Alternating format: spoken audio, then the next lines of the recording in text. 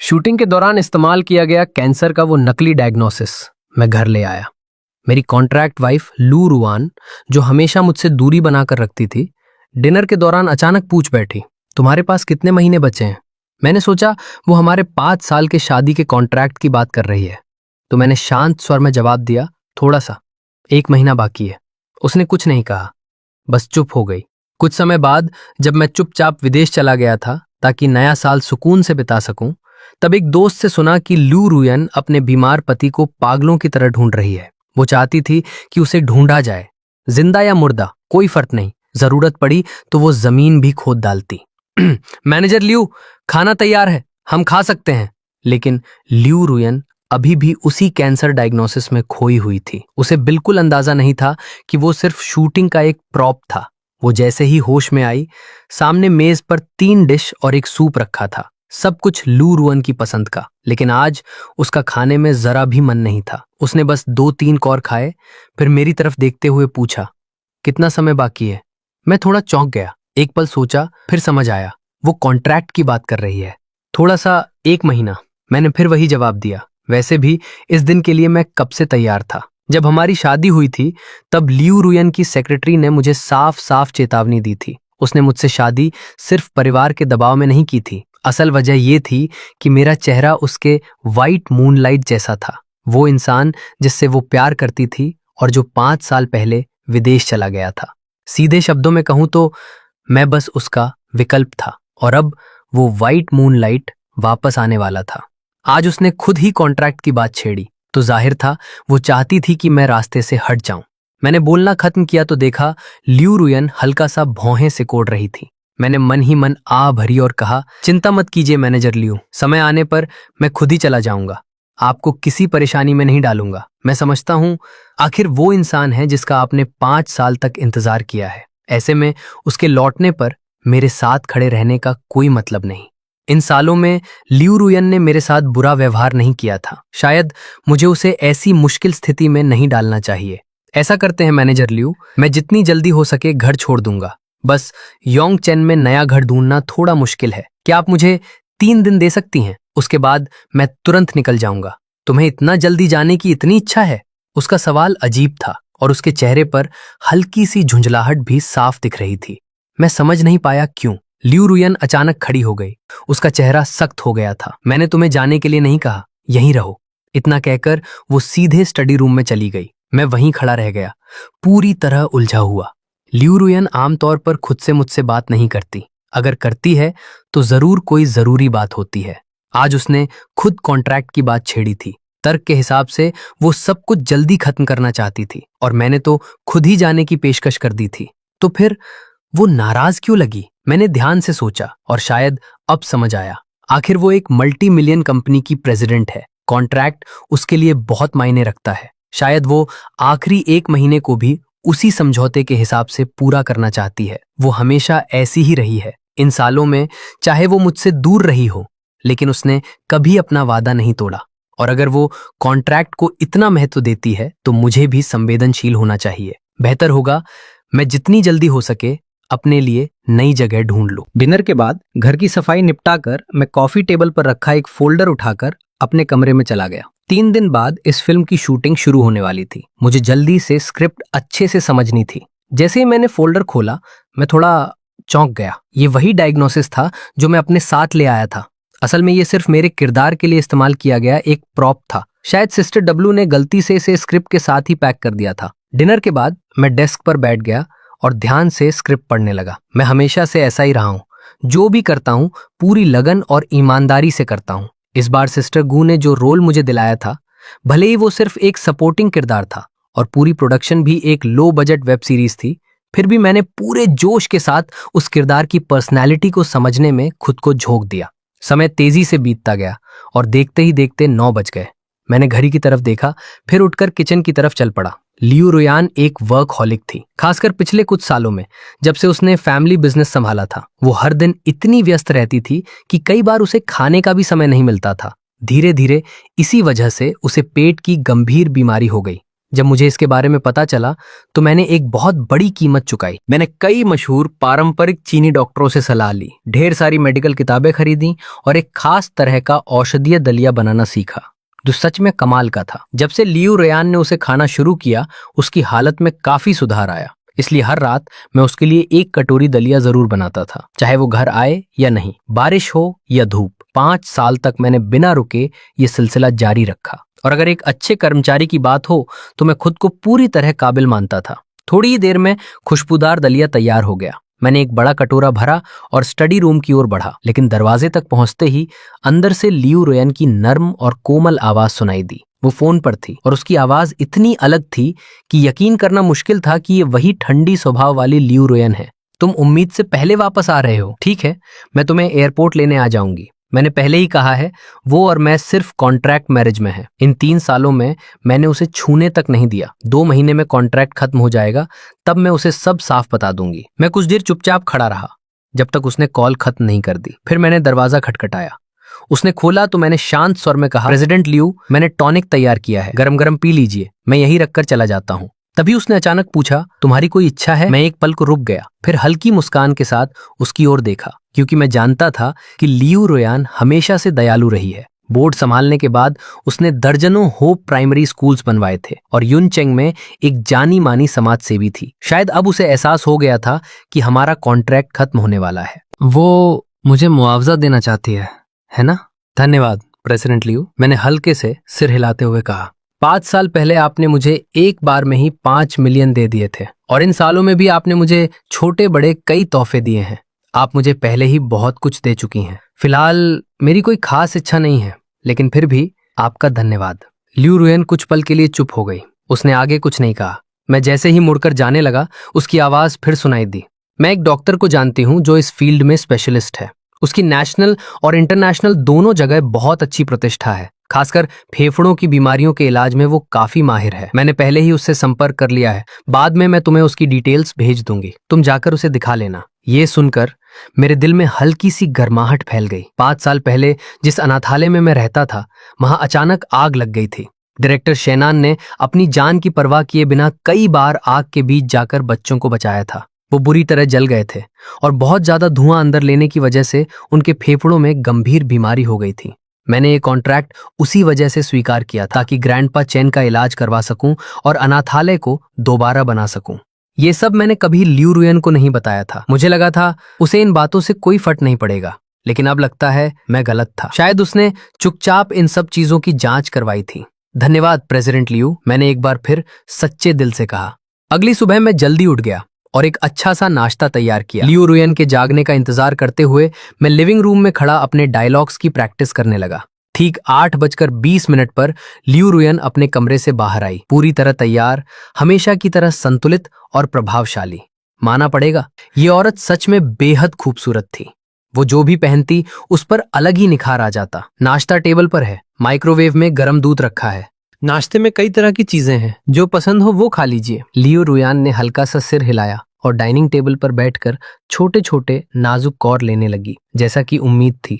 एक अमीर परिवार की बेटी होने के नाते उसे बचपन से ही बेहतरीन परवरिश और शिक्षा मिली थी। उसके हर हाव भाव में एक अलग ही शालीनता और नजाकत झलकती थी, जो देखने वालों को सहज ही आकर्षित कर लेती थी। लियू रेयान को शांति पसंद थी, ऐसे में उसके सामने अपने डायलॉग्स की प्रैक्टिस करना ठीक नहीं था। मैं जैसे ही अपने कमरे की ओर लौटने लगा, उसने मुझे आवाज दी, सुनो, मैंने कल रात तुम्हारे लिए डॉक्टर जियान के साथ अपॉइंटमेंट फिक्स कर दिया है। वो आज साउथ ईस्ट एशियन हॉस्पिटल में एक एक्सचेंज प्रोग्राम के लिए आ रही हैं। तुम बाद में सीधे उन्हें कॉल कर सकते हो। मैंने सिर हिलाकर उसका धन्यवाद किया। लियू रेयान ने फिर से सिर झुका लिया और चुपचाप अपना नाश्ता करने लगी। मैं अपने कमरे में वापस गया और खुद को तैयार करने लगा। थोड़ी ही देर बाद बाहर दरवाजा बंद होने की आवाज आई। शायद लियू रेयान ऑफिस के लिए निकल चुकी थी। तैयार होने के बाद मैं भी बाहर निकला और अस्पताल जाने के लिए टैक्सी लेने लगा। जैसे ही मैंने अपना फोन निकाला, मेरे सामने एक सफेद पोर्श आकर रुक गई। कार की खिड़की धीरे धीरे नीचे हुई और अंदर से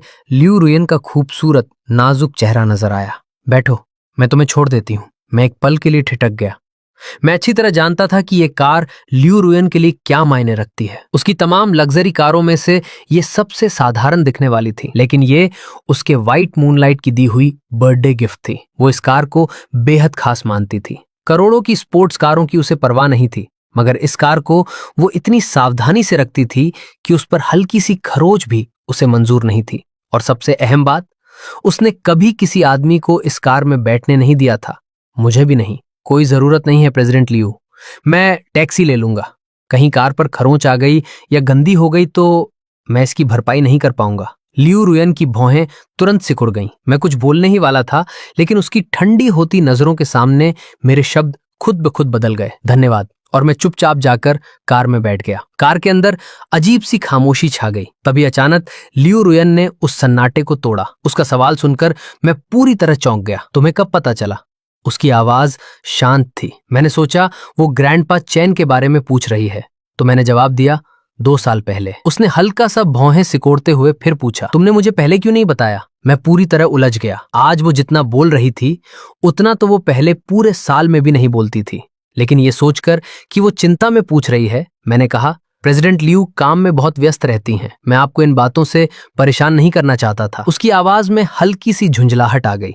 भले ही ये कॉन्ट्रैक्ट मैरिज हो, लेकिन कानून के हिसाब से हम पति पत्नी हैं। तुम्हें ऐसी बातें मुझसे छुपानी नहीं चाहिए। फिर उसने हल्की सी सांस ली और धीरे से कहा, अगर तुम्हें किसी चीज की जरूरत हो तो कभी भी मुझे कॉल कर सकते हो। आधा घंटा बाद मैंने दिल से उसका धन्यवाद किया। लियू रुयन ने बस एक नजर मेरी तरफ डाली और फिर कार घुमाकर अस्पताल से चली गई। अंदर दाखिल होते ही मैं सीधे तीसरे बेड की ओर बढ़ गया। उस पर एक 60 साल के करीब के बुजुर्ग लेटे हुए थे। उनके चेहरे पर भीषण आग के निशान। कई बार प्लास्टिक सर्जरी होने के बावजूद वो पूरी तरह ठीक नहीं हो पाए थे, लेकिन उनकी आंखों में अब भी साफ समझदारी से लगती थी। आज उनका मूड अच्छा लग रहा था। जैसे ही उन्होंने मुझे देखा, उनके चेहरे पर एक बड़ी सी मुस्कान फैल गई।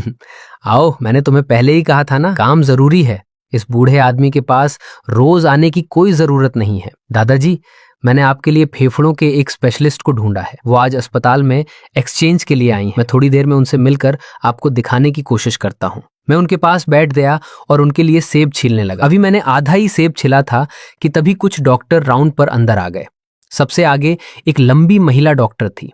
चेहरे पर मास्क होने के बावजूद उसकी आंखों की खूबसूरती साफ झलक रही थी। वो थी सू श्याओशू, प्रांतीय अस्पताल की एक जीनियस डॉक्टर और ग्रैंडपा चेन की जिम्मेदार डॉक्टर भी। लिन यांग, आज तुम इतनी सुबह आ गए। डॉक्टर सू, मैंने तुरंत सम्मान से कहा। इन सालों में आपने इनका बहुत ख्याल रखा है, इसके लिए आपका धन्यवाद। मैं सच में इस दयालु डॉक्टर का आभारी था, जिसने पिछले 10 सालों से उनकी देखभाल की थी। सू श्याओशू मुझे एक तरफ ले गई और धीरे से पूछने लगी, लिन यांग, क्या तुम्हें हाल ही में पैसों की कमी हो रही है? ग्रैंडपा चेन के इलाज का फंड खत्म हो चुका है। अगर तुम्हें पैसों की जरूरत हो तो। मैं तुरंत समझ गया कि वो क्या कहना चाहती। सच तो ये था, हाल ही में मैं सच में पैसों की तंगी से जूझ रहा था। लियू रुयान ने जो 5 मिलियन शुरुआत में दिए थे, वो काफी पहले ही खत्म हो चुके थे। पिछले 2 सालों में मैंने कुछ पैसे कमाए भी थे, लेकिन वो सब इलाज और अनाथालय पर खर्च हो गए। मैंने लियू रुयान से पैसे उधार लेने के बारे में भी सोचा था, लेकिन वो मुझ पर कोई एहसान नहीं थी। उल्टा इन सालों में उसने मेरा काफी ख्याल रखा था। मैं उससे और कुछ मांगने की हिम्मत नहीं जुटा पाया। धन्यवाद डॉक्टर सू, मैं इलाज का खर्च किसी तरह मैनेज कर लूंगा। मैंने उसकी मदद को विनम्रता से ठुकरा दिया। सू श्याओशू पहले ही मेरे लिए बहुत कुछ कर चुकी थी। मैं उस पर और कोई एहसान नहीं लेना चाहता था। सू श्याओशू ने हल्की सी आह भरी। 10 साल साथ बिताने के बाद वो मेरे स्वभाव को भला कैसे नहीं समझती। ऊपर से मैं भले ही शांत और आज्ञाकारी लगता था, लेकिन असल में मैं किसी से कम जिद्दी नहीं था। ठीक है, अगर तुम्हें कभी भी मदद की जरूरत हो तो मुझे बताना, जब तक कि तुम मुझे अपना दोस्त नहीं मानते। ऐसी बात नहीं है, अगर कुछ हुआ तो सबसे पहले मैं आपसे ही मदद मांगूंगा। उसके मास्क के पीछे छिपा खूबसूरत चेहरा हल्का सा लाल हो गया। उसने सिर उठाकर मेरी ओर देखा। उसका दिल तेजी से धड़कने लगा और जब तक मैं वहां से जा चुका था, उसकी नजरें अब भी उसी दिशा में टिकी रहीं। सावधान रहना, कहीं तुम्हारी आंखें बाहर न गिर जाएं। एक बर्फ सी सफेद हथेली अचानक सुशाओशू के कंधे पर आ टिकी। वो चौंक कर पीछे मुड़ी और सामने अपनी सबसे अच्छी दोस्त को मुस्कुराते हुए पाया। वांगी, ये क्या बकवास कर रही हो? सुशाओशू ने उसे घूरते हुए कहा। दूसरे लोग चाहे ना समझे, लेकिन मैं तो सब जानती हूँ। तुम जब भी उसे देखती हो, तुम्हारी नजरें तो जैसे उसके पीछे पीछे चली जाती हैं। वांगी ने बिना रहम के सच सामने रख दिया। सुशाओशू का चेहरा और भी लाल हो गया। चुप रह सकती हो? उसके लिए तो ये बस एक डॉक्टर और मरीज के परिवार के बीच की सामान्य बातचीत है। तुम जैसा बना रही हो वैसा कुछ नहीं है। तुम खुद इस बात पर यकीन करती हो? वांगी ने भौं उठाई। पिछले 10 सालों से तुम उस चेन शाओ का ख्याल ऐसे रख रही हो जैसे वो तुम्हारे अपने दादाजी हो। मैंने कभी किसी डॉक्टर को किसी मरीज के लिए इतना करते नहीं देखा। या फिर क्या तुम सच में उसकी पोती बन नहीं हो?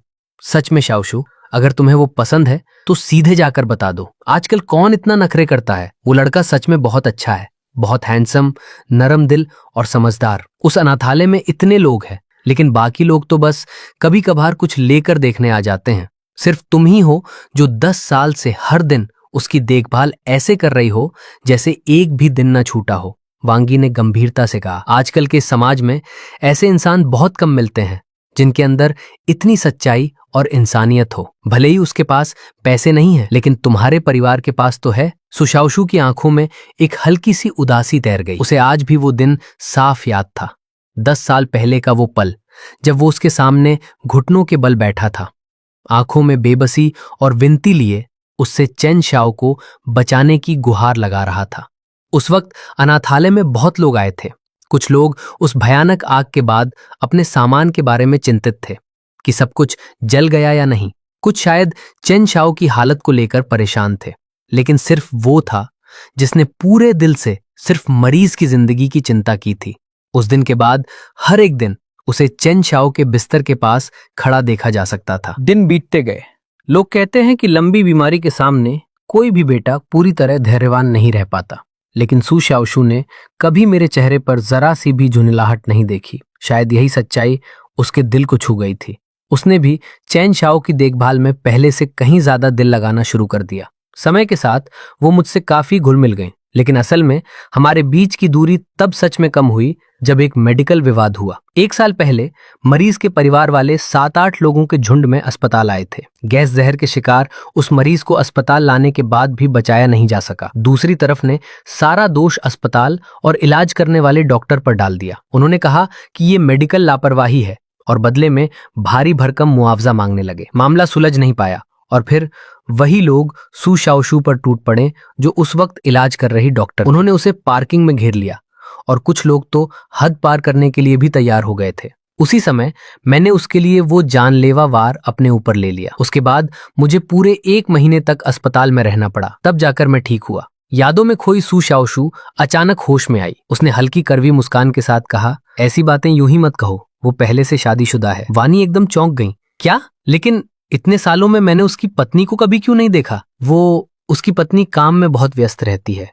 कितना अफसोस है, वानी ने धीरे से कहा। इतना अच्छा लड़का है, पता नहीं कैसी लड़की है वो जो इसे पा गई। उसकी देखभाल में वो औरत तो बहुत खुश रहती होगी। वानी के दिल में हल्का सा पछतावा भर गया। वो तो सोच चुकी थी अगर सू शाओशू के दिल में कोई भावना नहीं है तो वो खुद कोशिश करेगी, लेकिन किसे पता था कि वो पहले से ही शादीशुदा है। सू शाओशू के दिल में भी कड़वाहट भर गई। दरवाजे के उस पार उसने मुझे चेन शाओ के साथ हंसते बोलते देखा। एक पल के लिए उसका मन जैसे कहीं खो गया। दिन चुपचाप बीत गया। क्योंकि लियू रुयान ने पहले ही सब इंतजाम कर रखा था, इसलिए डॉक्टर हियन के साथ मुलाकात असाधारण रूप से आसान रही।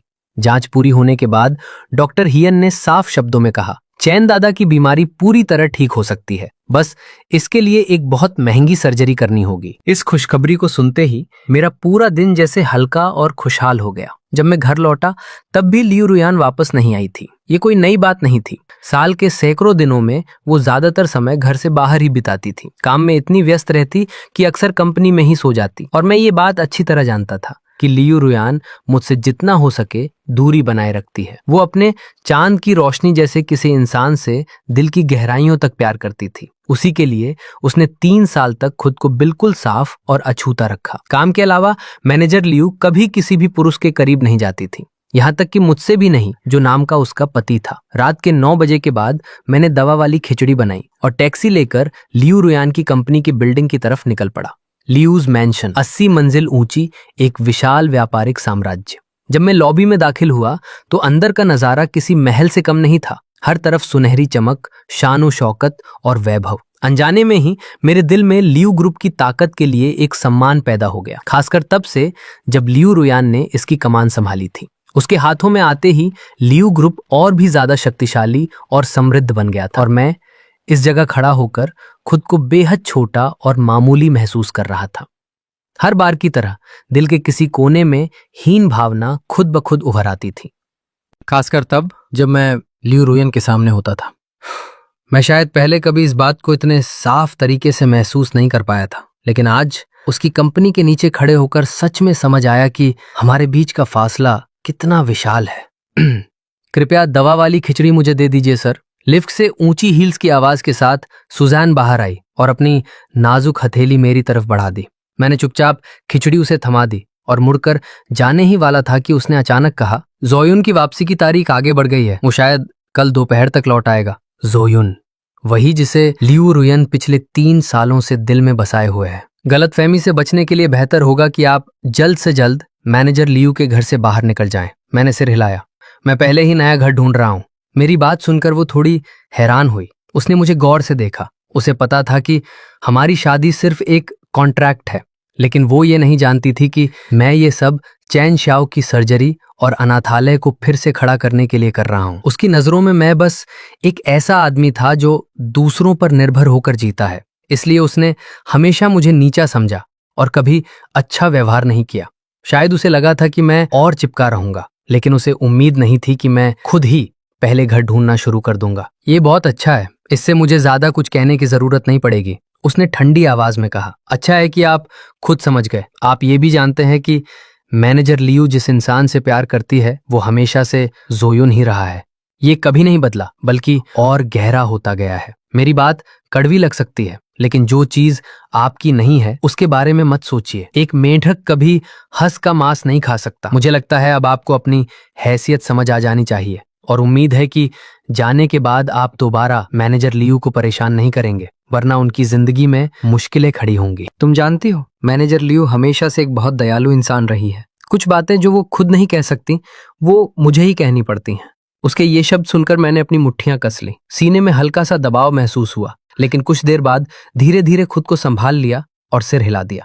मुझे गुस्सा क्यों होना चाहिए? ये सब तो बस एक समझौता ही है और मुझे अपनी हदों का पूरा एहसास है। मैंने शांत आवाज में कहा, कृपया मैनेजर लियू को बता दीजिए कि मैं हमेशा अपनी जगह समझता रहा हूँ और कभी भी कोई गलत ख्याल रखने की हिम्मत नहीं की। मैं जितनी जल्दी हो सके घर छोड़ दूंगा। इतना कहकर मैंने कदम तेज कर दिए और वहां से चला गया। सूजन वहीं खड़ी मुझे जाते हुए देखती रही। उसके दिल में हल्की सी ग्लानि उभर आई। शायद उसने अभी जो कहा वो थोड़ा ज्यादा हो गया था। वो लियू रुयन और जोयुन तीनों कॉलेज के साथी थे और लियू रुयन और जोयुन के रिश्ते की मिठास उसने अपनी आंखों से देखी थी। इसलिए मेरे जैसे किसी तीसरे के लिए उसके मन में नफरत होना स्वाभाविक था। जो कुछ उसने कहा वो भी उसके अपने फैसले थे, ताकि मैं खुद ही पीछे हट जाऊं। लेकिन अब उसे लगा मैं काफी समझदार हूं और यही सबसे अच्छा है, मेरे लिए भी और लियू रुयन व जोयुन के लिए भी। उधर घर लौटते हुए मैंने तय कर लिया कि मुझे अपना सामान जल्दी से समेटकर निकल जाना चाहिए। इसलिए मैं खास तौर पर एक बड़ा सूटकेस खरीद लाया। घर पहुंचकर मैंने सामान पैक करना शुरू किया और देखते ही देखते दोपहर हो गई जब सब कुछ खत्म हुआ। फिर भी मुझे कोई जल्दी नहीं थी। कम से कम जाने से पहले लियू रुयन से मिलकर अलविदा तो कहना ही चाहिए था। मैं शाम के 6 बजे के बाद तक इंतजार करता रहा, लेकिन वो अब तक नहीं लौटी।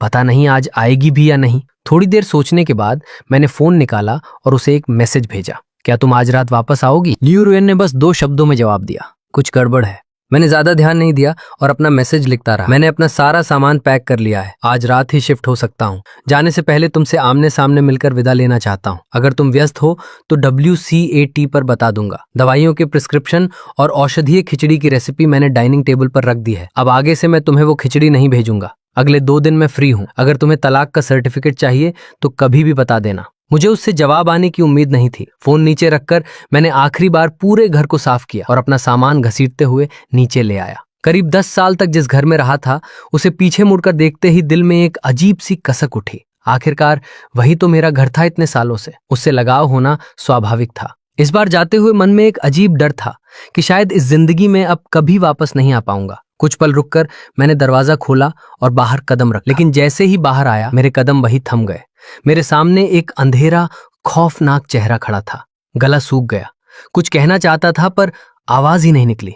इतने साल साथ रहने के बाद पहली बार मैंने लियू रुयन के चेहरे पर ऐसा भाव देखा था। वो हमेशा शालीन और दूर दूर रहने वाली, जैसे इस दुनिया से अलग कोई परी हो। चाहे कितनी भी नाराज क्यों ना हो, उसके चेहरे पर कभी इतनी डरावनी झलक नहीं आई थी, जिससे मैं पूरी तरह उलझ गया। क्या मैंने कुछ गलत किया? मैंने ध्यान से सोचा। मैंने तो सब कुछ उसी के मुताबिक किया था। उसने कहा था घर छोड़ दूं और मैं रातों रात निकल भी गया। फिर भी वो इतनी गुस्से में क्यों थी? क्या इसलिए कि मैंने आमने सामने विदा नहीं ली और उसे ये बेअदबी लगी? आखिर वो मेरी बॉस थी। कोई कर्मचारी ऐसे ही अचानक नहीं चला जाता। सच में ये थोड़ा गलत तो था। मेरे चेहरे पर अनजाने में झिझक उभर आई। माफ कीजिए प्रेसिडेंट लियू, मुझे जाने से पहले आपसे मिलकर विदा लेनी चाहिए थी। इसके लिए मैं माफी चाहता हूँ। मुझे नहीं पता था कि लियू रुयन अचानक वापस क्यों आ गई थी, लेकिन मैंने अंदाजा लगाया कि शायद उसे चिंता थी कि कहीं मैं विला से कोई कीमती चीज न ले जाऊं। आखिर अंदर बहुत सी महंगी चीजें थीं, खासकर वो तोहफे जो जून ने उसे दिए थे। और उन तोहफों को देखकर ही मुझे हमेशा एहसास होता था कि लियू रुयन उन्हें कितना ज्यादा अहमियत देती है। 10,000 युआन की कीमत वाली एक लग्जरी घड़ी, उसे पैक करने के लिए उसने लाखों की एक बेहद खूबसूरत गिफ्ट बॉक्स भी खरीदी थी और उसे अपने स्टडी रूम में सबसे दिखने वाली जगह पर सजा कर रखा था। ऐसा लगता था जैसे वह अकेले ही जीना चाहती हो। घर में कई घड़ियां, सुलेख की कृतियां और एंटीक पेंटिंग्स थीं, जिनकी कीमत मिलाकर लाखों में थी। लेकिन इन सब चीजों को लेकर उसने कभी मुझ पर शक नहीं किया था। अब जब मैं जा रहा था तो उसका चिंतित होना स्वाभाविक था। इसलिए मैंने जल्दी से कहा, प्रेसिडेंट लियू, मैं सिर्फ अपने कपड़े और निजी सामान ही ले जा रहा हूँ। अगर आप चाहें तो मैं सूटकेस खोलकर दिखा देता हूँ, या फिर आप अपने सामान गिन लें, उसके बाद ही मैं निकल जाऊं। तभी लियू रुयन अचानक बोली, क्या तुम्हें लगता है कि मैं तुम्हारी नजर में ऐसी इंसान हूँ? मैं एक पल के लिए ठिठक गया और तुरंत खुद को कोसने लगा कि मैंने शब्द ठीक से नहीं चुने। चाहे मेरे मन में कुछ भी हो, मुझे उसे यूं जाहिर नहीं करना चाहिए था। इस तरह कहना तो जैसे उसे छोटी सोच वाली दिखा रहा था, जैसे वह छोटी छोटी चीजों की परवाह करती हो। मैं जल्दी से बात संभालने लगा। प्रेसिडेंट लियू, मेरा वो मतलब नहीं था। मेरा मतलब था कि मैं बाद में वापस आकर, लेकिन मैं अपनी बात पूरी भी नहीं कर पाया था कि लियू रुयन ने ठंडे लहजे में मुझे बीच में ही रोक दिया। इतना कहकर वह सीधे अंदर चली गई। उसे बड़े बड़े कदमों से आगे बढ़ते देख मैं कुछ पल के लिए उलझन में पड़ गया। लियू रुयन हमेशा नफासत से चलती थी। हर कदम में एक अजीब सा आकर्षण और शालीनता होती थी, लेकिन आज उसके कदमों में हल्का सा गुस्सा झलक रहा था। उसके कदम असामान्य रूप से लंबे थे। हैरानी में डूबा मैं अपना सूटकेस घसीटता हुआ उसके पीछे चल पड़ा, लेकिन जो मैंने अंदर कदम रखते ही महसूस किया, उसने मेरी उलझन और बढ़ा दी। फिर भी मैं उसके पीछे पीछे चला, यह सोचकर कि शायद वह चाहती है कि मैं पहले अंदर आ जाऊं ताकि वह आराम से अपने सामान की जांच कर सके। आखिरकार बाहर जैसी जगह पर एक खूबसूरत प्रेसिडेंट होने के नाते उसे अपनी छवि बनाए रखनी पड़ती है और उसे सबसे पहले उसी का ध्यान रखना चाहिए। घर के अंदर पहुंचते ही मैंने खुद ही आगे बढ़कर अपना सूटकेस खोल दिया। जब मैं 10 साल पहले इस घर में आया था तब मेरे पास कुछ भी नहीं था, बस कुछ सस्ते कपड़े थे बदलने के लिए। लेकिन अब जो कपड़े मेरे सूटकेस में थे वे बाद में खरीदे गए थे और बिल्कुल भी सस्ते नहीं थे। मैं ल्यूरिया के नाम मात्र के पति की तरह फिजूल खर्च नहीं था, लेकिन अगर मेरे कपड़े बहुत खराब होते तो उसकी इमेज पर असर पड़ता। और ऊपर से मैं एक एक्टर भी था, मुझे भी ठीक ठाक दिखना जरूरी था। एंटरटेनमेंट इंडस्ट्री में हमेशा से ही लोगों को उनके कपड़ों से आंका जाता है। कपड़ों के अलावा मेरे पास कुछ एक्टिंग से जुड़ी किताबें, एक लैपटॉप था और 2 घड़ियां जो लियू रुया ने मुझे दी थी। ये दोनों घड़ियां सस्ती नहीं थी, सबसे सस्ती भी 1 लाख से ज्यादा की थी। ये पिछले 2 सालों में लियू रुया द्वारा दिए गए बर्थडे गिफ्ट थे। कुल मिलाकर मेरे पास ज्यादा सामान नहीं था, लेकिन उसने सूटकेस की तरफ देखा तक नहीं। उसकी नजरें मुझ पर टिकी थीं, गुस्से से भरी, लेकिन दबे हुए गुस्से के साथ। मुझे बेहद असहज महसूस हो रहा था। पूरा शरीर जैसे हल्का गर्म हो गया था। इतनी ताकतवर आभा वाली खूबसूरत प्रेसिडेंट की निगाहों में होना, सच कहूं तो मैं बहुत नर्वस हो रहा था। क्या वो यही सोच रही थी कि मैंने चुपके से उसके महंगे सामान छिपा लिए हैं? आखिर मैं एक गरीब इंसान था। उन महंगी चीजों के सामने कितने लोग खुद को रोक पाते हैं? मैंने हिचकते हुए कहा, प्रेसिडेंट लियू, क्या आप पहले सामान गिनना चाहेंगी? तभी उसकी आवाज ठंडी लेकिन तीखी गूंजी, लिन यांगान, तुम्हें ये सब बहुत मजेदार लग रहा है ना? मैं चौंक गया, सिर उठाया और उसकी गुस्से से भरी खूबसूरत आंखें सीधे मेरी आंखों से जा टकराईं। अपना सामान वापस अपने कमरे में ले जाओ, उसने सख्त लहजे में कहा। फिर तेज कदमों से स्टडी की ओर बढ़ी और दरवाजा जोर से बंद कर दिया। इसका क्या मतलब था? मैं कुछ समझ नहीं पाया। उसने कहा, सामान कमरे में ले जाओ। क्या वो पहले अपना सब कुछ गिनना चाहती थी और फिर मुझे जाने देगी? लियू रुयान बिजनेस की दुनिया में एक रानी थी, काबिल और मशहूर बिजनेस वुमन, लेकिन रोजमर्रा की जिंदगी में वो थोड़ी भुल्लकड़ थी। अक्सर चीजें कहाँ रखी हैं भूल जाती थी। इतने सारे महंगे सामान के बीच शायद बहुत सी चीजें तो उसे खुद भी याद ना हो। ये सोचकर ही कि सब कुछ गिनने में कितना समय लगेगा, मैं हिचक गया। समझ नहीं आ रहा था कि जाऊं या रुकूं। आखिरकार मैंने एक लंबी सांस ली और सिर झुकाकर अपना सामान वापस कमरे में घसीट लिया। रहने दो, बेहतर है कि वो सब गिन ले, उसके बाद ही जाऊं। अगर सच में कुछ गायब हुआ तो वो मुझ पर ही इल्जाम लगा सकती थी और बात कानूनी झंझट तक भी पहुंच सकती थी। उस रात मैंने न खाना बनाया, न ही उससे पूछा कि उसने खाया या नहीं। मन बेहद बेचैन था। जून कल दोपहर लौटने वाला था और तब शायद लियू रोयान उसे यही ले आएगी। भले ही मैं लियू रोयान के बारे में कोई गलत ख्याल रखने की हिम्मत नहीं करता था, लेकिन उन्हें अपने सामने करीब आते देखना शायद मुझसे सहा नहीं जाएगा और कहीं मैं कुछ गलत करूं। ये भी अपने आप में एक तरह की सजा थी, लेकिन ये सजा मुझे झेलनी ही थी। आखिर किसी और का पैसा लेने के बाद थोड़ी बहुत तकलीफ क्या मायने रखती है। मैं बिस्तर पर करवटें बदलता रहा, पता ही नहीं चला कब नींद आ गई। अगले दिन काफी समय बाद पहली बार देर तक सोया। जब आंख खुली तब तक 9 बज चुके थे। लियू रोयान घर पर नहीं थी। मुझे समझ नहीं आ रहा था कि अब क्या करूं। ये भी नहीं पता था कि उसने कल रात सब गिन लिया था या नहीं। मन हुआ उसे कॉल करके पूछूं, लेकिन हिम्मत नहीं हुई। कल रात जब इस बारे में बात हुई थी, उसके चेहरे पर जो गुस्सा था वो अभी भी याद था। ज्यादा से ज्यादा जब वो आज रात जून को वापस लेकर आएगी तो मैं कोई बहाना बनाकर निकल जाऊंगा और होटल में रुक जाऊंगा। पूरा दिन उन्हें अकेले रहने दूंगा। मैं घर पर ही बैठकर स्क्रिप्ट पढ़ता रहा। देखते ही देखते शाम के 5 बज गए। उसी वक्त मेरे ख्याल भटकने लगे। जून अब तक लौट आया होगा। लियू रोयान ने उसे इतने सालों तक मिस किया था। अब तो वो जरूर बहुत खुश होगी। इस समय वे क्या कर रहे होंगे, ये सोचते सोचते मैं अपनी ही कल्पनाओं में खो गया। कभी कभी मैं सच में खुद को लेकर असुरक्षित महसूस करता हूँ, खासकर जून जैसे शानदार इंसान के सामने। वो ना सिर्फ अच्छे परिवार से है बल्कि हैंडसम भी है और एक बड़ा स्टार भी। सुना है उसका स्वभाव भी बहुत अच्छा है। हर तरह से वो परफेक्ट है और मैं तो बस एक अनाथ हूँ, एक छोटा मोटा मामूली एक्टर जिसे बस छोटे छोटे रोल मिलते हैं। उसके सामने मैं कहीं नहीं टिक। कोई हैरानी नहीं कि लियू रोयान जैसी खूबसूरत सी ईओ उसी पर फिदा हो जाए। मैं ये नहीं कह सकता कि मुझे लियू रोयान से बहुत ज्यादा लगाव है, लेकिन इस पल मुझे जून से थोड़ी जलन जरूर हो रही थी। मैंने फोन उठाया और अचानक देखा कि सुअन ने नया अपडेट डाला था। तस्वीर में जून और लियू रोयान एक रेस्टोरेंट में साथ डिनर कर रहे थे। मानना पड़ेगा जून सच में बहुत हैंडसम था। एक आदमी की नजर से देखूं तो वो बिल्कुल परफेक्ट था। दोनों साथ बैठे हुए सच में स्वर्ग में बनी जोड़ी लग रहे थे। कैप्शन में लिखा था, इतने उतार चढ़ाव के बाद भी आखिरकार तुम ही हो। इस कपल को 100 मिलियन साल तक सपोर्ट। मैंने खुद को रोकने की कोशिश की कि ज्यादा ना देखूं, लेकिन नजरें बार बार उसी फोटो पर चली जाती थी। तस्वीर में लियू रोयान के चेहरे पर मुस्कान भरी हुई थी, एक ऐसी कोमलता जो मैंने उससे पहले कभी नहीं देखी थी। तो उसे मुस्कुराना भी आता है। बस उसकी मुस्कान सिर्फ उसी के लिए है जिसे वो प्यार करती है और मैं तो बस उसका कर्मचारी हूँ। उस मुस्कान पर मेरा कभी हक नहीं था। आखिर में मैंने चुपचाप फोन नीचे रख दिया। मन उलझा हुआ था, कुछ भी बनाने का मन नहीं हुआ, इसलिए मैंने बाहर से खाना मंगा लिया, जो मैं आम तौर पर नहीं करता था।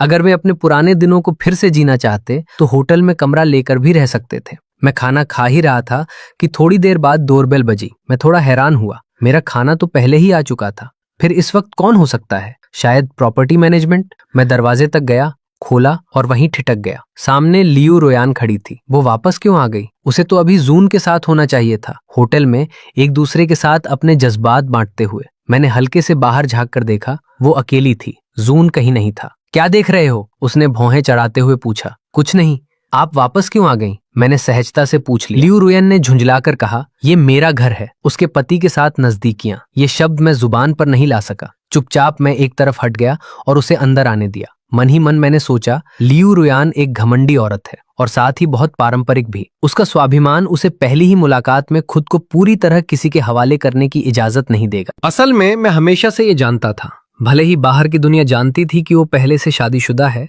फिर भी इन सालों में न जाने कितने लोग उसके पीछे पड़े रहे। कई काबिल और शानदार आदमी आज भी उसका पीछा करते थे, लेकिन उसने कभी किसी के साथ नजदीकी नहीं बढ़ाई, न ही किसी के प्रति खास नरमी दिखाई। उसके नाम पर कभी कोई स्कैंडल भी नहीं हुआ।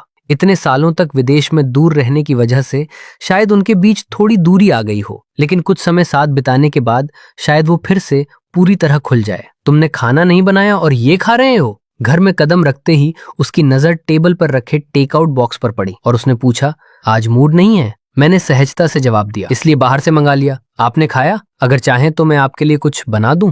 मुझे पता था कि उसने आज जून के साथ डिनर किया है, वेस्टर्न खाना। ऐसे में वो मुझसे कुछ बनवाना नहीं चाहेगी। मूड क्यों नहीं है? उसने अचानक मेरी तरफ देखते हुए पूछा। उसकी नजर तुरंत टेबल पर रखे मेरे फोन पर जा टिकी। अभी थोड़ी देर पहले खाते खाते मैं खुद को रोक नहीं पाया था। और वही फोटो फिर से खोलकर देख रहा था, यहाँ तक कि उसे जूम भी किया था। लियू रुयान ने एक नजर में ही उस फोटो को देख लिया। उसकी भौहें हल्की सी सिकुड़ गईं। उसके नजरों का पीछा करते हुए जैसे ही मेरी नजर फोन पर गई, मेरा चेहरा तुरंत लाल हो गया। मैं घबरा गया, झट से फोन उठाकर पीछे छुपा लिया और हड़बड़ाकर बोल पड़ा, गलती से खुल गया था। उस पल मुझे समझ नहीं आ रहा था कि खुद को कहाँ छुपाऊं। काश जमीन फट जाए और मैं उसमें समा जाऊं। इतनी शर्मिंदगी हो रही थी जैसे पूरी सोशल मौत हो गई हो। अभी अभी फोन लॉक करना कैसे भूल गया मैं। उस एक पल में तो ऐसा लगा जैसे अब अस्तित्व ही खत्म हो जाए। लियू रुयान ने मुझे हल्की दिलचस्पी भरी नजर से देखा। उसके होंठों के कोने पर एक हल्की मुस्कान उभरी, लेकिन सिर झुकाए हुए मैं उसके चेहरे की उस क्षणिक मोहकता को देख ही नहीं पाया। ज्यादा टेकआउट खाना सेहत के लिए अच्छा नहीं होता, इतना कहकर वो सीधे स्टडी की तरफ चली गई। मैंने राहत की लंबी सांस ली। लगता है उसने ज्यादा ध्यान नहीं दिया। आखिर उसके दिल में तो सिर्फ जून ही था। मेरे बारे में वो क्यों सोचेगी, है ना? मैंने मन ही मन खुद को बेवकूफ कहकर डांटा और जल्दी जल्दी खाना खत्म किया। फिर टेकआउट बॉक्स समेटकर नीचे कूड़ा फेंकने गया और जैसे ही वापस लौटने लगा, दूर से एक सलीकेदार और आकर्षक आदमी स्पोर्ट्स वेयर पहने इसी तरफ आता हुआ दिखाई दिया। तो ये था उसका व्हाइट मूनलाइट जून। वो यहाँ क्यों आया था? मैं हल्का सा भौहें सिकोड़कर खड़ा रह गया। तो बात ये थी, अभी थोड़ी देर पहले मैं सोच रहा था कि लियू रुयान इतनी जल्दी वापस क्यों आ गई उसके साथ समय बिताने के बजाय। असल में उन्होंने पहले से ही तय कर लिया था कि घर पर ही मिलेंगे। कितना बेवकूफी भरा था मेरा सोचना। मैं तो ये तक समझ बैठा था कि लियू रुयान अपने संकोची स्वभाव की वजह से इतनी जल्दी किसी को घर नहीं लाएगी। लगता है मैं ही ज्यादा सोच रहा था। आखिरकार वो वही आदमी था जिससे वो दिल से प्यार करती थी। इतने सालों बाद मिलने के बाद भला वो एक पल के लिए भी उससे दूर कैसे रह सकती थी? लेकिन इस वक्त मेरे अंदर एक अजीब सी बेचैनी थी। मैं वहीं खड़ा हिचक रहा था। क्या चुपचाप निकल जाऊं और इस मिलन में डूबे जोड़े को उनकी जगह दे दूं, या फिर पहले अंदर जाकर लियू रुयान को मिलूं और फिर निकल जाऊं? जैसे जैसे जून करीब आता गया, मैं अनजाने में उसकी तरफ देखता रहा। यह आदमी सच में बेहद हैंडसम था। दरअसल मेरी शक्ल और जून की शक्ल कुछ हद तक मिलती जुलती थी। सड़क पर चलते हुए लोग हमें भाई भी समझ सकते थे। अब समझ आया कि लियू रुयान ने मुझसे कॉन्ट्रैक्ट मैरिज करने के लिए इतना पैसा क्यों खर्च किया था। इतना मिलता जुलता चेहरा। इस सोच ने मुझे एक साथ खुश भी किया और उदास भी। खुश इसलिए क्योंकि इसी चेहरे की वजह से लियू रुयान की नजर मुझ पर पड़ी और मैं ग्रैंडपा चैन के इलाज के लिए पैसे जुटा सका। और उदास इसलिए क्योंकि इसी चेहरे की वजह से मैं इतने सालों तक किसी और का साया बनकर जीता रहा। तुम लिनन हो, है ना? तभी जब मैं अभी भी उलझन में था, जून मेरे सामने आकर रुक गया और ऊपर से नीचे तक मुझे देखने लगा। उसकी आंखों में मजाक था। 3 हिस्से दिलचस्पी, 7 हिस्से तिरस्कार। मैंने सिर उठाया, हमारी नजरें मिली। उसकी आंखों में साफ साफ घमंड और तुच्छता झलक रही थी। लेकिन अजीब बात यह थी, मुझे गुस्सा ही नहीं आया। आखिरकार मैं तो बस इस आदमी की जगह लेने वाला एक परछाई था। उसे मुझ पर हंसने का पूरा हक था। मैंने पैसे लिए थे और बहुत पहले ही उस पैसे के साथ आने वाली बेइज्जती को भी स्वीकार कर लिया था। मिस्टर जू, सही है ना? आप प्रेसिडेंट लियू से मिलने आए हैं। मैं आपको ऊपर ले चलता हूँ। मैंने जल्दी से चेहरे पर एक बनावटी मुस्कान ला दी। लियू रुयान मेरी बॉस थी और सामने खड़ा ये आदमी उसका बॉयफ्रेंड। इस हिसाब से वो भी किसी मायने में मेरा बॉस ही था। एक जिम्मेदार कर्मचारी होने के नाते अपना फर्ज निभाना तो बनता था। जून एक पल को रुका, फिर हल्की मुस्कान के साथ बोला, तो फिर तुम्हें तकलीफ दूंगा। मैं उसे ऊपर ले गया और तुरंत लियू रुयान को खबर देने के लिए बढ़ा। गहरी सांस लेकर मैं स्टडी के दरवाजे तक पहुंचा और खटखटाया। क्या है? अंदर से लियू रुयान की ठंडी आवाज आई। सीओ लियू, आपका बॉयफ्रेंड आपसे मिलने आया है। अंदर से कोई जवाब नहीं आया। कुछ देर बाद दरवाजा खुला। उसने पहले मुझे देखा, फिर हल्का सा भौहें सिकोड़ते हुए लिविंग रूम की ओर चली गई। एक नजर में ही उसने जून को सोफे पर बैठे देख लिया। तुम क्यों आए हो? उसने पूछा। लियू रुयान ने एक हल्की सी मुस्कान जबरदस्ती चेहरे पर लाई और उसके पास बैठ गई। मैं हैरान रह गया। क्या ये सब पहले से तय नहीं था? रुयान, मैंने सुजान से सुना कि तुमने पिछले कुछ सालों में नया घर लिया है, तो खास तौर पर देखने आ गया। बहुत खूबसूरत सजाया है। आयूं, चूंकि तुम पहली बार आए हो, मैं तुम्हें घुमा देती हूँ। ठीक है। दोनों साथ में उठे और घर देखने लगे। जब वे मेरे कमरे के दरवाजे पर पहुंचे तो जून अचानक हैरानी से बोला, ये तो मेरा पसंदीदा नेचुरल मिनिमलिस्ट स्टाइल है। रुयान, क्या ये कमरा पहले से मेरे लिए तैयार किया था? और ये शानदार बोजनडॉर्फर पियानो, मुझे याद है मैंने बस यूं ही एक बार कहा था कि मुझे ये बहुत पसंद है और तुमने सच में इसे खरीद लिया। रुयान, तुम तो बहुत ख्याल रखती हो। मैं अभी फल काट कर लौटा ही था जब उनकी बातें कानों में पड़ी। मेरा चेहरा हल्का सा जम गया। तो इस कमरे की सजावट जून की पसंद के हिसाब से की गई थी। सच कहूं तो मुझे भी ये स्टाइल बहुत पसंद था, सादा, शांत और खूबसूरत, खासकर वो पियानो। मैं इस दुनिया का मूल निवासी नहीं था। अपनी पिछली जिंदगी में भी मैं एक अनाथ था, जिसे एक कचरा बीनने वाले बूढ़े ने पाला था। अपनी मेहनत से मैं एक प्रतिष्ठित 985 म्यूजिक अकादमी में दाखिला ले पाया था, इसलिए मुझे संगीत से गहरा लगाव था। यहाँ आने के बाद जब मैंने उस पियानो को देखा तो खुद को उससे प्यार करने से रोक नहीं पाया। हर दिन जब लियू रुयान घर पर नहीं होती, मैं चुपके से थोड़ी देर उसे बजा लिया करता था। लेकिन एक दिन दोपहर में लियू रुयान अचानक एक दस्तावेज लेने वापस आ गई और संयोग से उसने मुझे उसी कमरे में पियानो बजाते हुए देख लिया। आज भी मुझे उसका चेहरा याद है, इतना सख्त जैसे उस पर पानी टपकने लगे, और उसकी आवाज बेहद तीखी थी। किसने तुम्हें इस पियानो को छूने की इजाजत दी? आगे से मेरी अनुमति के बिना इसे छूना मत। उस वक्त मुझे लगा था कि वो बस इस डर से ऐसा कह रही है कि कहीं मैं इसे नुकसान न पहुंचा दूं। आखिर वो इतना महंगा पियानो जो था। मैं बार बार माफी मांगता रहा, कहता रहा कि अब दोबारा उसे कभी नहीं छूंगा। अब जाकर मुझे समझ आया, वो पियानो तो उसके वाइट मूनलाइट के लिए खरीदा गया था। मैं सोफे पर बैठा कुछ देर तक यूं ही खोया रहा। थोड़ी ही देर में लियू रुयान और जून वापस आ गए। मैं तुरंत खड़ा हो गया। मिस्टर जू, फल लीजिए, मुझे आज रात थोड़ा काम है, आप लोग आराम से बात कीजिए, मैं चलता हूँ। इतना कहकर मैं जल्दी से अपने कमरे में गया, एक जैकेट उठाई और निकलने की तैयारी करने लगा। हालात देखकर साफ था कि जून आज यहीं रुकेगा, इसलिए मेरे लिए बेहतर था कि जल्दी निकल जाऊं और उनके बीच ना आऊं। कहाँ जा रहे हो? अचानक लियू रुयान ने मुझे घूरते हुए पूछा। उसके चेहरे पर साफ नाराजगी थी। ऐसा क्या काम है तुम्हें? मेरे अंदर एक घुटन सी उठी। मैंने मन ही मन सोचा, मैं तो तुम्हें जगह दे रहा हूं, अब और क्या चाहिए? क्या उसे अच्छा लगेगा अगर मैं यहाँ बैठा रहूं एक फालतू इंसान की तरह? मैं समझ ही नहीं पा रहा था कि इस औरत के दिमाग में चल क्या रहा है। कुछ पल के लिए मैं कोई बहाना भी नहीं सोच पाया और बस चुप खड़ा रह गया। उसकी आवाज और भी ठंडी हो गई। यही रहो, बैठ जाओ। मैं वहीं जड़ हो गया।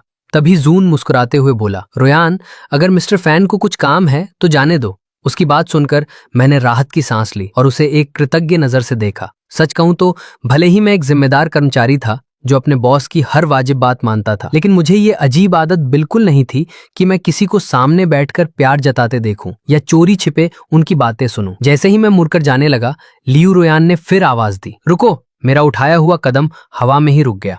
रुयान, काफी देर हो गई है, तुम वापस जाकर आराम कर लो, उसने अचानक नर्म भाव बनाते हुए कोमल आवाज में कहा। जून एक पल के लिए हैरान रह गया। शायद उसने भी इसकी उम्मीद नहीं की थी। असल में वो आज रात कुछ खास होने की उम्मीद लेकर आया था। उसने तो अपने बैग में खास तौर पर कॉन्डम का एक डिब्बा भी रख लिया था, लेकिन उसे बिल्कुल भी उम्मीद नहीं थी कि आधा घंटा भी ठीक से बैठे बिना लियू रुयान उसे जाने के लिए कह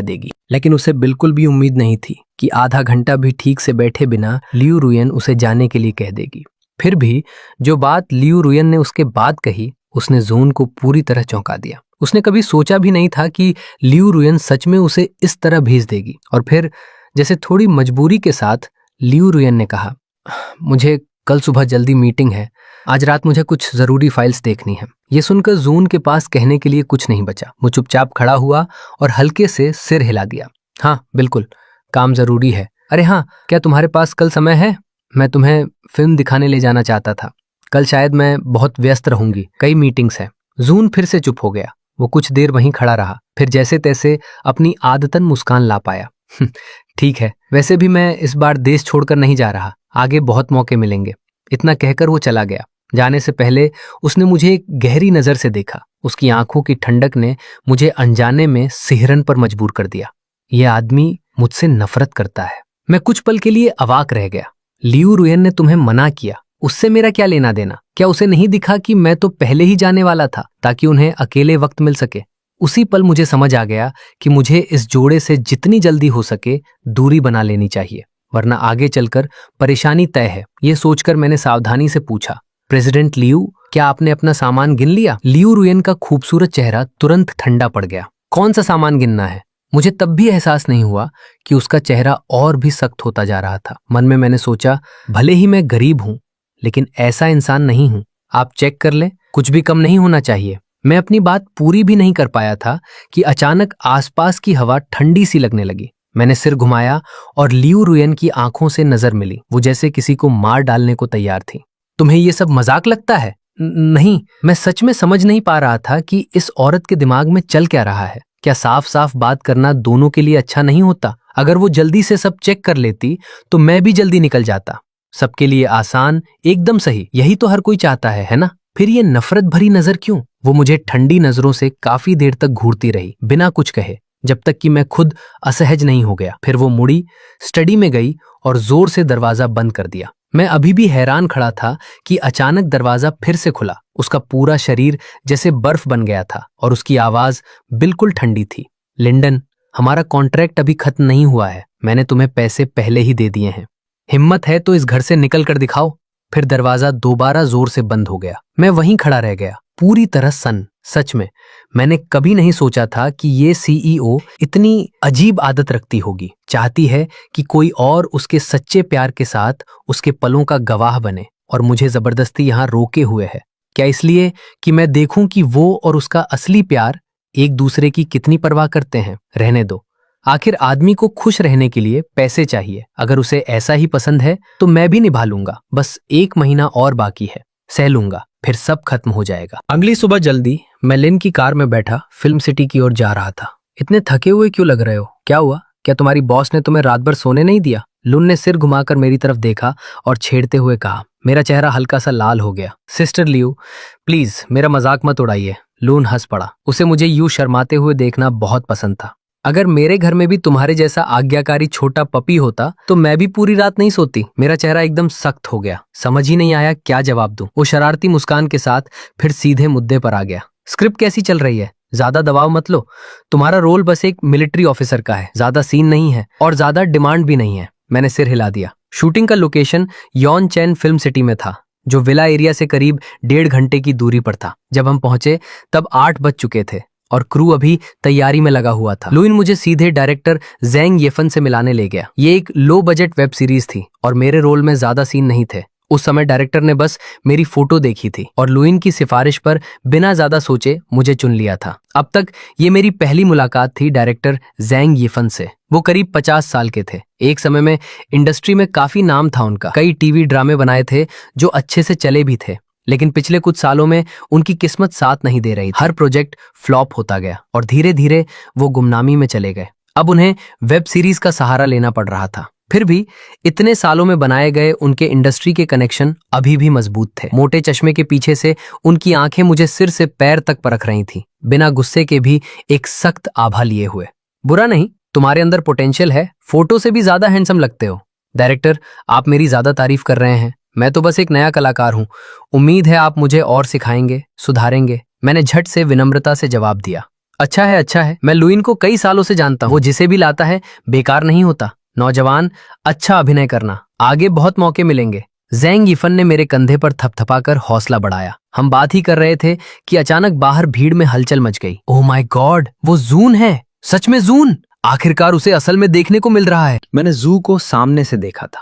वो सच में बेहद हैंडसम था, लेकिन मेरे दिमाग में बस एक ही सवाल घूम रहा था कि वो हमारे सेट पर क्यों आया है। क्या वो इस प्रोजेक्ट में हिस्सा लेने वाला है? जबकि मेल लीड तो बहुत पहले ही तय हो चुका था।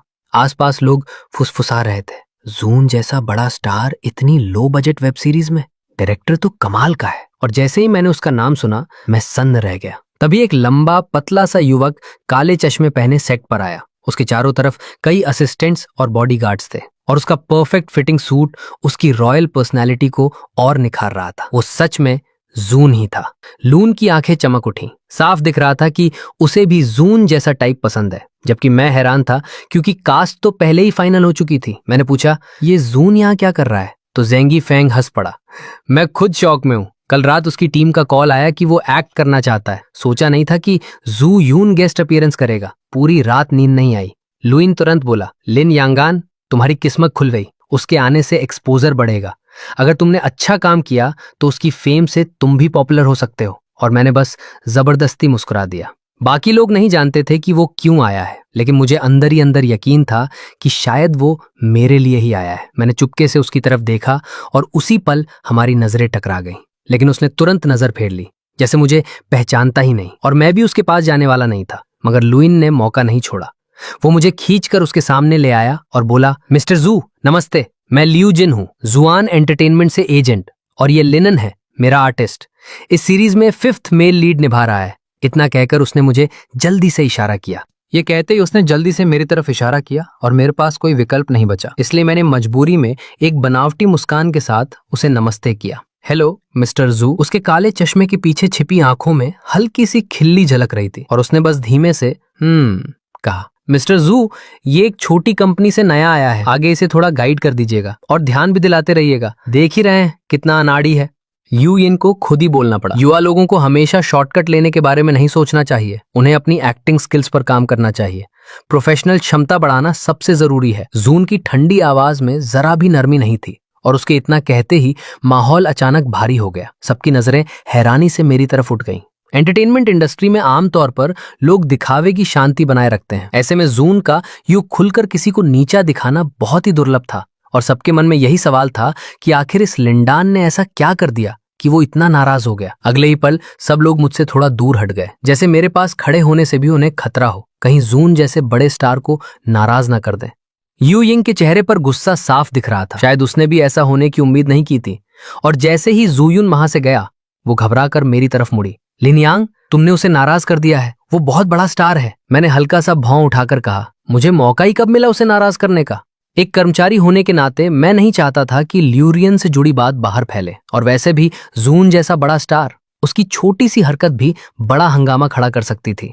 सोचा नहीं था कि वो ऐसा इंसान निकलेगा। मैं तो उसे पहले बहुत पसंद करती थी, लियू यिन ने नाराजगी से कहा, लेकिन अपने आर्टिस्ट और अपने आइडल के बीच उसने बिना हिचकिचाए मेरा साथ चुना। उस घमंडी जून से तो अच्छा है मेरा अपना वफादार पप्पी ब्रदर, वो कहीं बेहतर है। फिर उसने खुद ही मुझे समझाया, छोड़ो भी, तुम्हारे वैसे भी ज्यादा सीन नहीं है और जूयुन के साथ तो एक भी नहीं है, आगे बस उससे दूर ही रहना। मैं भी यही सोच रहा था, क्योंकि मेरा किरदार सिर्फ फीमेल लीड की यादों में आता था और जून के साथ मेरा कोई सीन नहीं था। तभी अचानक डायरेक्टर ने हाथ हिलाकर सामने खड़े उस हैंडसम लड़के को जोर से पुकारा। हाँ लिन यू, तुम ही हमेशा मेरे लिए अकेले रहोगे? और तभी ज़ेन यी फेन अचानक गुस्से में चिल्ला उठी, लिन यंगन, तुम कर क्या रहे हो? अगर एक्टिंग नहीं आती तो यहाँ से निकल जाओ, तुम्हें पता भी है तुम सबका समय बर्बाद कर रहे हो। उसकी इस तेज आवाज ने पूरे माहौल को एकदम सन्न कर दिया, जैसे पल भर में सब कुछ ठहर गया हो।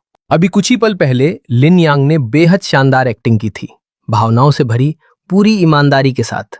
फिर भी किसी को समझ नहीं आ रहा था कि डायरेक्टर का गुस्सा अचानक कहां से आ गया। सॉरी डायरेक्टर, ये मेरी गलती है, मैं दिल से माफी मांगता हूँ। ज़ेंग यी फेंग बाहर से सख्त दिखता था, लेकिन अंदर से उतना ही नरम था। एक और टेक। मैंने अपनी भावनाओं को संभाला और फिर से पूरे दिल से किरदार में डूब गया। लेकिन उसके बाद चाहे मैंने जितनी भी कोशिश की, मैं ज़ेंग यी फेंग को संतुष्ट नहीं कर पाया। उसकी डांट हर बार और भी ज्यादा तीखी होती जा रही थी। धीरे धीरे सबको समझ आ गया कि गलती लिन यांग की एक्टिंग में नहीं थी, बल्कि डायरेक्टर जानबूझकर उसे निशाना बना रहा था। लियू यिंग, तुम आखिर करना क्या चाहती हो? ये किस तरह का एक्टर मेरे पास लेकर आई हो? ज़ेंग यी फेंग ने लियू जिन को बुलाकर सख्त लहजे में डांटा। मुझे ये एक्टर नहीं चाहिए, इसे अभी के अभी यहाँ से ले जाओ, बाद में मैं कॉन्ट्रैक्ट तोड़ने का पैसा वापस कर दूंगा। लियू यिंग का चेहरा एकदम उतर गया। डायरेक्टर ज़ेन, मुझे इसका एक जवाब चाहिए। जवाब? किस बात का जवाब? इसकी एक्टिंग खराब है और अब तुम मुझ पर ही इल्जाम लगा रही हो। सच तुम खुद भी जानती हो। लियू यिंग भी पीछे हटने वालों में से नहीं थी, लेकिन ज़ेंग यी फेंग ने झुंझलाकर हाथ हिला दिया। यहाँ तमाशा मत बनाओ, इसे जल्दी से ले जाओ। सिस्टर लियू, रहने दीजिए। मैंने हल्के से उसका हाथ खींचकर सिर हिला दिया, क्योंकि मैं जानता था कि मेरा ज़ेंग यी फेंग से कोई झगड़ा नहीं था। वो मुझे यूं ही टारगेट नहीं करेगा। साफ था कि पीछे से जो यून ही सारा खेल खेल रहा था। ये सीधा सीधा दबाव और बदमाशी थी। लियू यिंग की आंखें गुस्से से लाल हो गईं।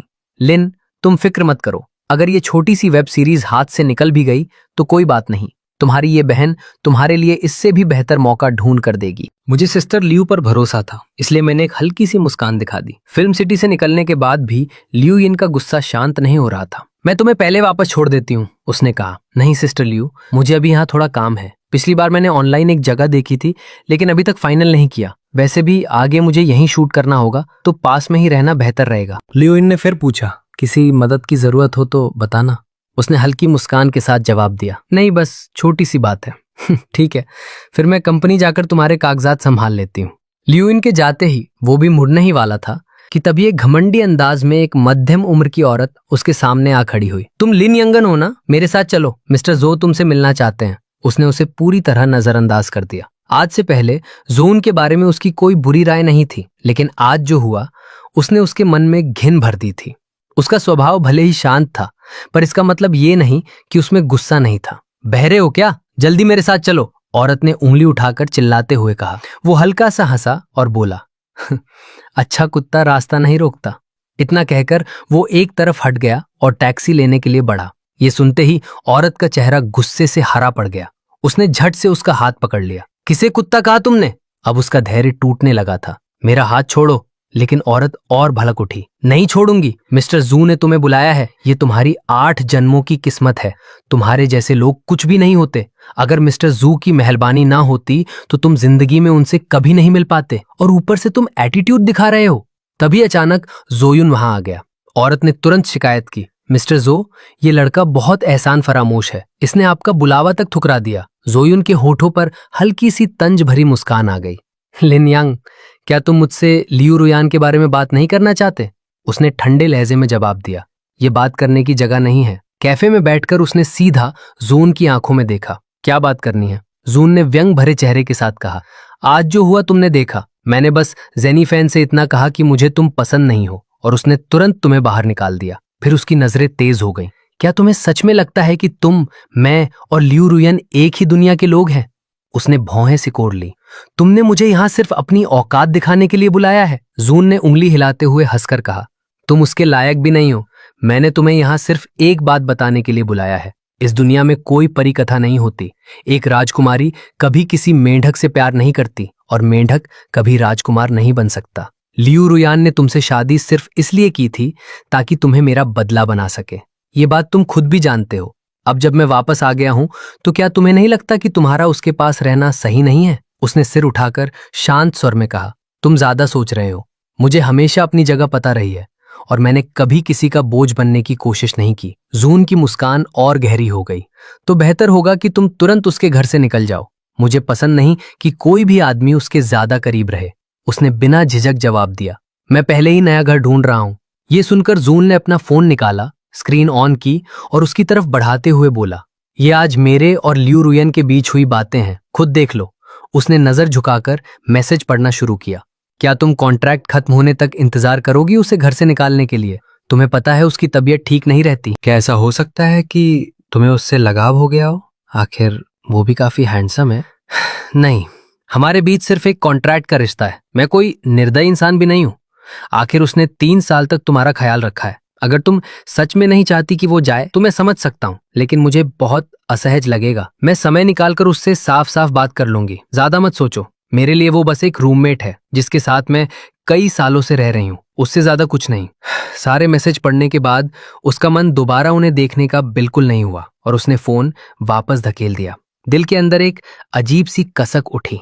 रूममेट, हाँ, यही सच था। पूरे 8 साल एक ही छत के नीचे रहते हुए भी उनके बीच जैसे कोई रिश्ता था ही नहीं। हमेशा वही एक तरफा उसकी देखभाल करता रहा, और उसकी तरफ से कभी कोई जवाब नहीं आया, सिवाय उसके जन्मदिन पर 2 घड़ियां खरीदने के। उसने कभी सच में उसकी परवाह नहीं की। शायद 8 साल साथ रहने वाले असली रूममेट्स भी इतने बेपरवाह नहीं होते। पंक्तियों के बीच छुपा हुआ लियू रुयन का द्वंद्व साफ महसूस हो रहा था। वो चाहती थी कि वो चला जाए, लेकिन उसका नैतिकता का बंधन उसे ये बात साफ कहने नहीं दे रहा था।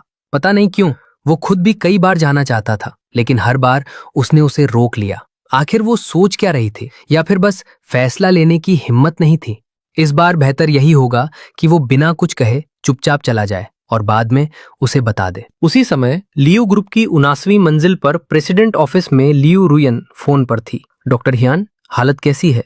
माफ कीजिए प्रेसिडेंट लियू, स्थिति ज्यादा अच्छी नहीं है। मरीज के फेफड़ों की समस्या बहुत गंभीर है और इलाज में काफी देर हो चुकी है। मैंने कहा था कि पूरी तरह ठीक हो सकता है, लेकिन असल में शायद उसके पास सिर्फ 2 महीने का समय बचा है। फोन के दूसरी तरफ से डॉक्टर हियान की धीमी सी आह सुनाई दी, और उसी पल लियू रुयन का चेहरा ठिठक गया। कोई और तरीका नहीं है? पैसे की चिंता मत कीजिए। उसकी आवाज में हल्की घबराहट थी।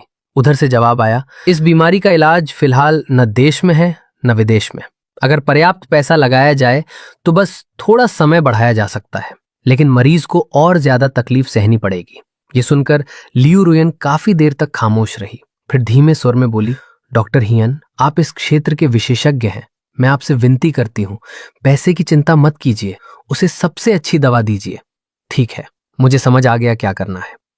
कॉल खत्म होते ही लियू रुयन कुर्सी पर ढह सी गई। पता नहीं क्यों उसी क्षण उसके दिल में तेज धड़कन उठी और गहराई से एक हल्का मगर चुभने वाला दर्द उभर आया। अनजाने में उसे वो दिन याद आ गया जब जून ने ठंडे और दृढ़ स्वर में उससे रिश्ता खत्म करने की बात कही थी और फिर विदेश पढ़ने चला गया था। उस दिन वो अपनी सबसे अच्छी दोस्त जून के साथ बार गई थी, अपने दुख को शराब में डुबोने के लिए। उसे कभी पीना पसंद नहीं था, खासकर नशे की हालत से तो उसे नफरत थी। लेकिन उस दिन उसने एक के बाद एक कई पैग पी लिए, जैसे सिर्फ इसी तरह वो दिल के दर्द को भुला सकती थी। तभी उसकी नजर स्टेज पर पड़ी। लिन यांग पूरी शिद्दत से गा रहा था। उसकी आवाज बेहद नरम थी, जैसे किसी के जख्मों पर मरहम रख रही हो। सिर झुकाकर गिटार बजाते हुए उसका साइड प्रोफाइल जोयुन से मिलता जुलता था और उसी धुंधले पल में वो छवि उसके दिल में बसे उस साये के साथ घुल गई। अचानक उसके दिल के घाव जैसे धीरे धीरे भरने लगे, सिर्फ उसकी आवाज सुनकर। उसके बाद से जो इंसान कभी बार नहीं जाता था, वो हर दिन उसी जगह आने लगा, सिर्फ लिन यांग के स्टेज पर आने का इंतजार करने के लिए, उसे देखते हुए, उसकी आवाज सुनते हुए। सिर्फ उन्हीं पलों में उसका जख्मी थका हुआ दिल थोड़ी शांति, सुकून और राहत पा पाता था। बाद में उसने मैनेजर के जरिए उसके बारे में और जानकारी हासिल की। उसका नाम लिन यांग था, एक नया ग्रेजुएट जिसने पढ़ाई बीच में ही छोड़ दी थी। पैसों की सख्त जरूरत के कारण वो दिन में फोटोग्राफी मॉडल के तौर पर कई काम करता, एक शूटिंग सेट से दूसरे सेट तक भागता रहता और रात में बार में गाना गाता था। ठीक उसी समय उसका परिवार भी उस पर शादी के लिए दबाव डाल रहा था। उसी रात जब लिन यांग गाना खत्म करके जाने ही वाला था, लियू रुयन ने उसे एक प्राइवेट रूम में बुलाया और उसके सामने वो कॉन्ट्रैक्ट रख दिया। आज भी उसे उस पल की याद है। लिन यांग के चेहरे पर हैरानी और खुशी साफ झलक रही थी। उसने पूरी गंभीरता से वादा किया था कि वो एक अच्छा कॉन्ट्रैक्ट वाला पति बनेगा, और सच में इन सालों में उसने एक भी कमी नहीं छोड़ी। उसकी जिंदगी के हर छोटे बड़े पहलू का ध्यान रखा। लियू रुयन ने फोन उठाया और एक नंबर डायल किया। रोहन, आज अचानक मुझे कॉल करने की क्या वजह है? उधर से हल्की हंसी के साथ आवाज आई। सिलन, मुझे तुमसे एक मदद चाहिए। क्या तुम्हारे यूके में कोई संपर्क है? क्या तुम मेरे लिए फेफड़ों के किसी विशेषज्ञ को ढूंढ सकते हो? दूसरे देशों में भी चलेगा, पैसे की कोई समस्या नहीं है। कुछ पल खामोशी रही, फिर जवाब आया। रोहन, तुम्हें क्या हुआ है? मुझे नहीं, मेरे एक दोस्त को फेफड़ों की बीमारी है। ठीक है, मैं कोशिश करता हूँ, कुछ मिला तो तुम्हें कॉल करूंगा। इस बीच उसने फिल्म और टीवी सिटी के आसपास हर जगह ढूंढा, लेकिन कोई ठीक ठाक घर नहीं मिला। इसलिए उसने 2 एजेंसियों में अपनी जानकारी दर्ज करवा दी। फिर उसने ग्रैंडपा चैन की देखभाल करने वाली आंट टैन को कॉल किया, हालचाल पूछा, और जब ये यकीन हो गया कि सब ठीक है, तब वो चैन से घर लौटा। इस बार उसने ठान लिया था, उसे यहाँ से जाना ही है। सामान पैक करने के बाद उसने पास के एक सस्ते होटल में कमरा लिया। रात को वो वहीं बैठकर इंस्टेंट नूडल्स खा रहा था। तभी अचानक लियू रुआ का फोन आ गया।